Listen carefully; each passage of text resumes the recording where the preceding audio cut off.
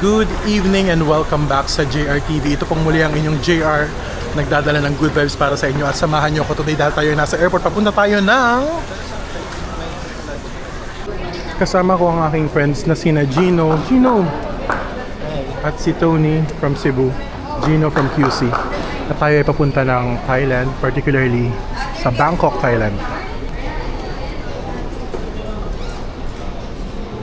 Thank you very much. Let's go! In this trip, hindi ko po muna kasama ang PB team, ang Pugong Biyahero team, although we are planning for a separate trip papunta ng Bangkok, pero sa October pa yun. So sa ngayon, itong mga friends ko from my other circle ang kasama ko ngayon, and it's gonna be their second time in Bangkok. Ako rin yung kasama nila nung first time nila mag-Bangkok sila.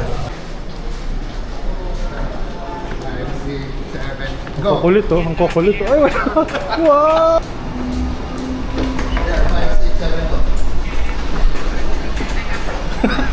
From Manila, it will take us around 3.5 hours papunta ng Don Muang Airport sa Bangkok. This week, nagsa-celebrate po ang Thailand ng kanilang New Year. Tama po kayo nang narinig. New Year, bagong taon po ngayon. Ngayong linggong ito sa Thailand. Kaya po merong mga festivities na attendan po natin. Kaya samahan niyo po ako sa trip na to.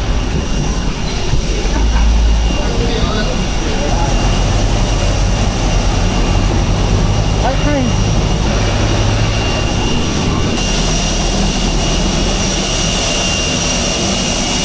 Cebu Pacific flight tayo sa budget airline as usual. Lagi tayo sa budget lang as much as possible pag nagta-travel para mura.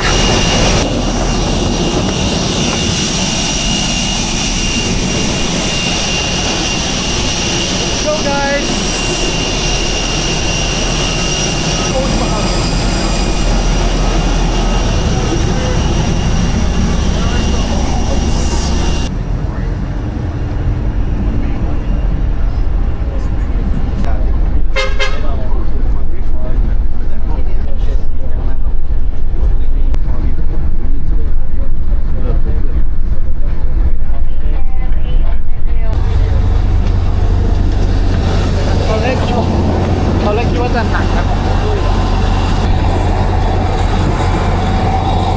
Alam nyo na, pag budget airline talagang sumasakay ng bus. Malayo yung aeroplano sa rampa. So, ganun talaga pag budget. Budget lang tayo lagi. Ayan, nagpapagas pa yung aeroplano.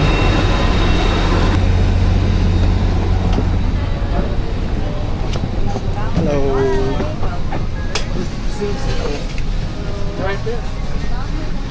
Seat 34A tayo.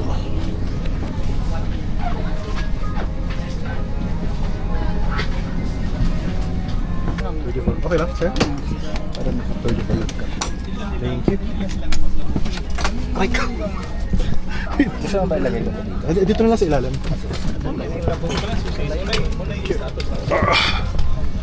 Ito kami. Uy, magkakatabi kami.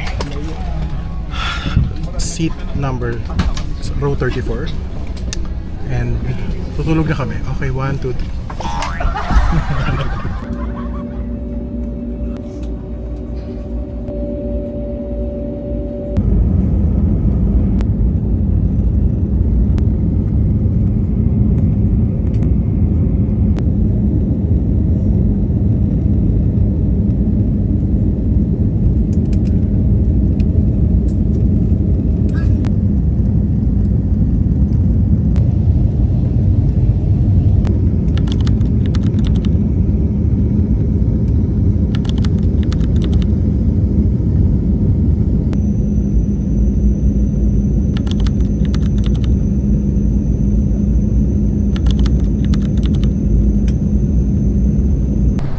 Na tayo sa Bangkok, so it's currently 10:12 PM here, pero 11:12 na sa Philippines. Thank you. Bye. Sila. Nakatulog kayo? Nakatulog ka pa rin? Oo. Ikaw? Gulo na. Belt 5G863. 4? Belt 4. Let's go! May robot naglilinis siya. Captain Cat, hello. Hello.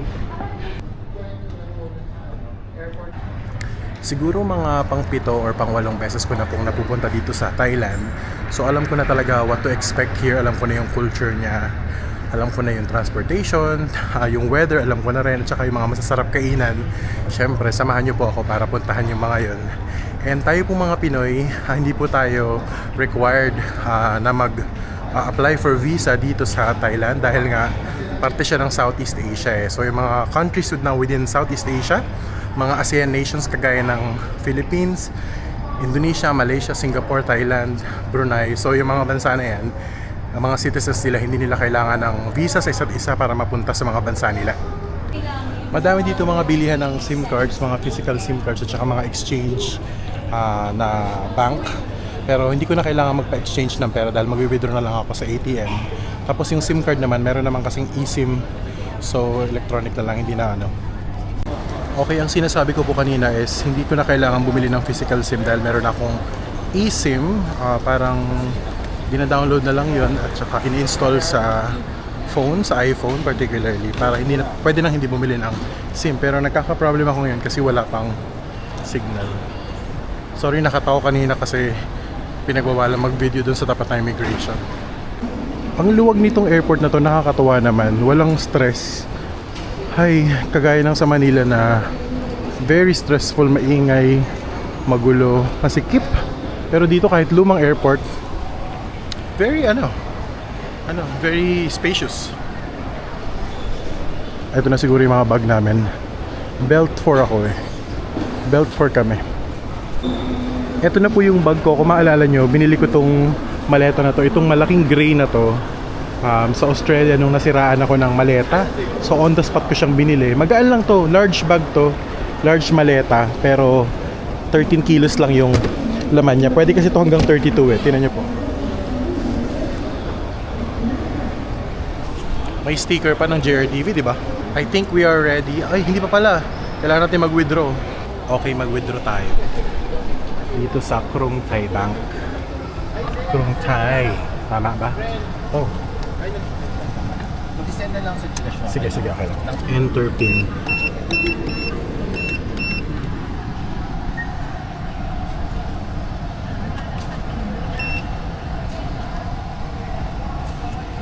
Ay. Language, English. Tapos, mag-do tayo ng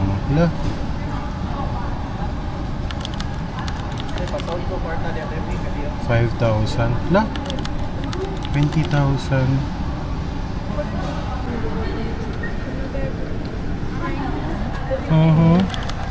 Continue without conversion.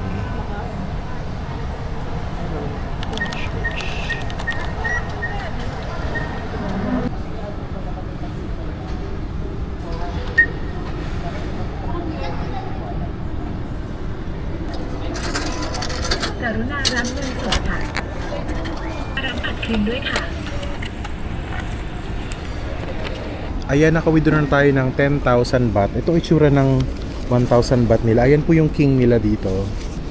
Ayan. Tapos alam nyo po ba na ang mahal-mahal ng charge ng pag-withdraw dito?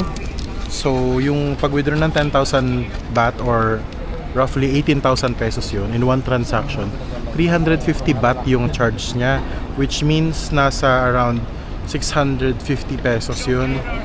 One withdrawal, international transaction withdrawal, 650 pesos. Halaga na ng yun halaga na ng isang Starbucks tumbler.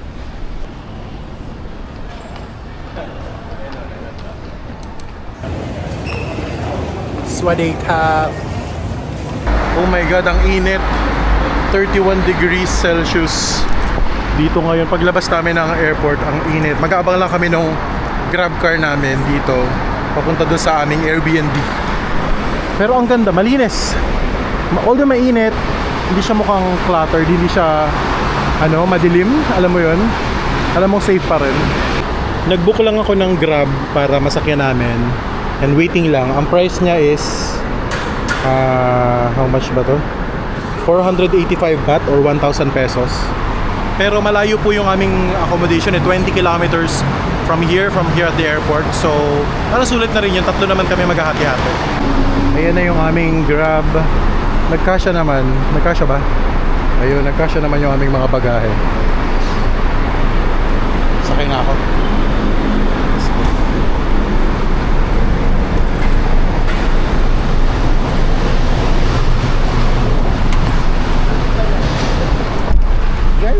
Right Hello. Sorry naman. Right side pala sila.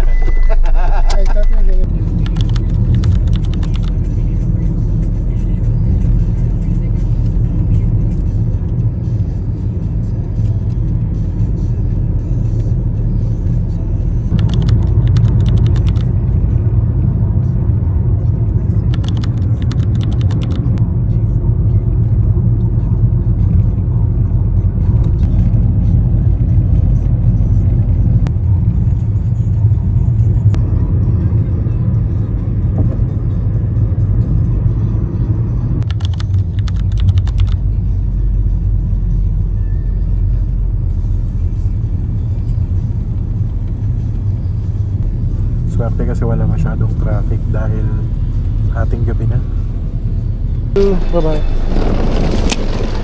Okay, andito na kami sa isang madilim na kalsada. Ito yung aming accommodation, yung prime stay na yan. Pero feeling ko maganda siya sa loob eh. Pero sa totoo lang gutom na ako. Bukas pa ba sila? Okay, ito nga ba yun, friend? Ito nga bang prime stay na to? Oh, sige, sige na. Sige na, buksan mo na. Charmel! Eh, Diyos ko po, walang elevator. Laki pa naman itong bag ko. Buti na lang medyo magaan pa siya. Ang liit pa ng steps. Video mo ba ito, friend? Dito na ba? Dito na ba? Ito na pinakamalaking challenge. Ito na ang Mount Everest. Sobrang taas na. Sige na. Pwede ka na ba? Naka na lang. Hindi kasi tayo pinanganak na mayaman. Manual to, manual labor to. Ganun talaga pag medyo bad budget. Actually, hindi naman siya mura. Maganda siya. Pero ang tanong, makakarating pa ba kami dyan?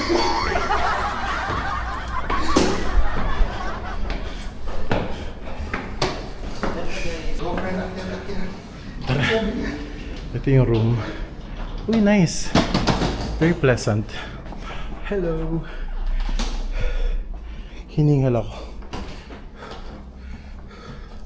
Okay. At least pleasant naman. Ito yung room. Tatlo kami, so bahala na kami mag-share dyan. Oh, cute, ganda. I'm very thirsty. Sana may water na free. Wala.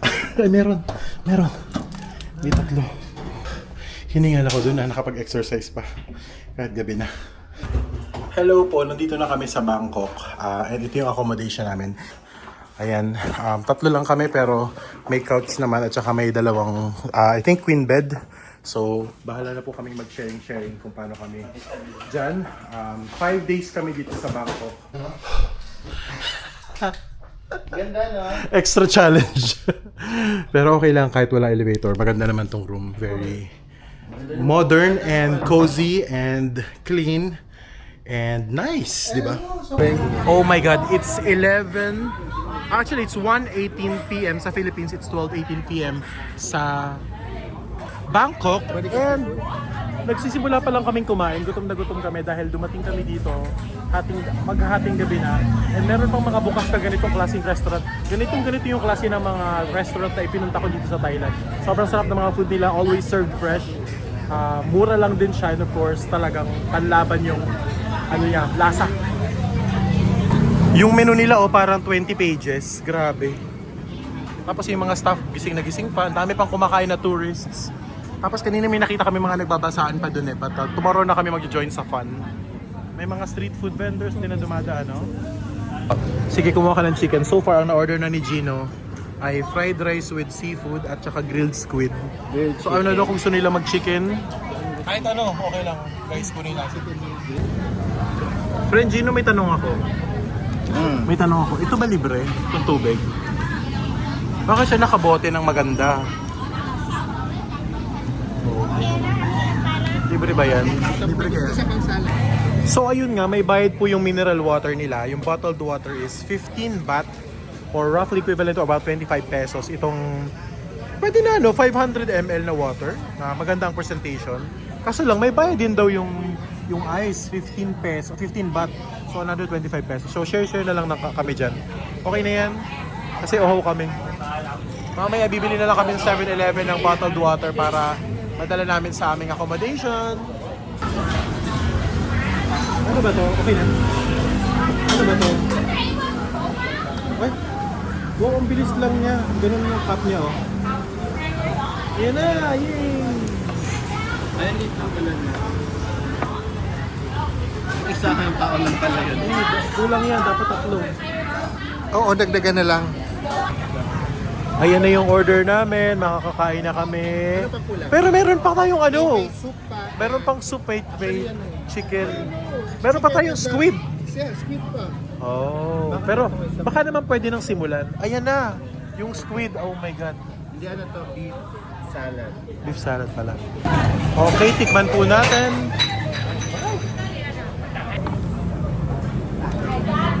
Tikman po natin ha. Tingin nga ng ano, kinamay ko na.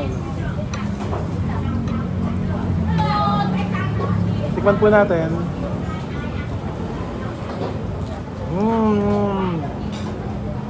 Sarap. Very good.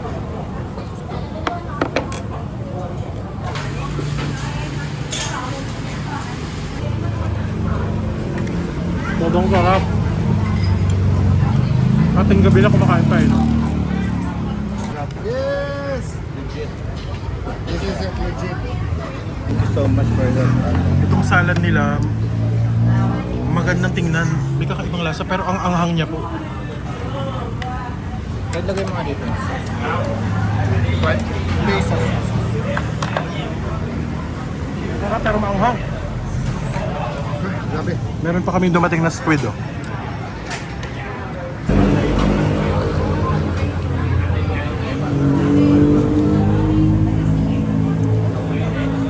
May dumating na sabaw, mainit na sabaw na may isda. So ito yata yung tom yum, no?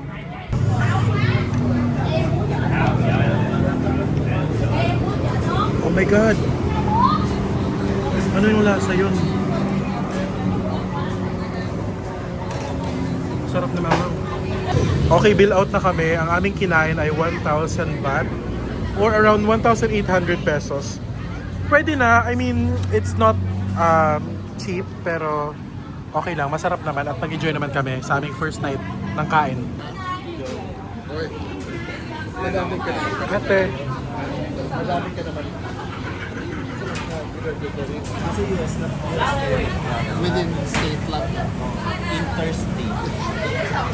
Kapkun kap. Okay, are you good? Let's go.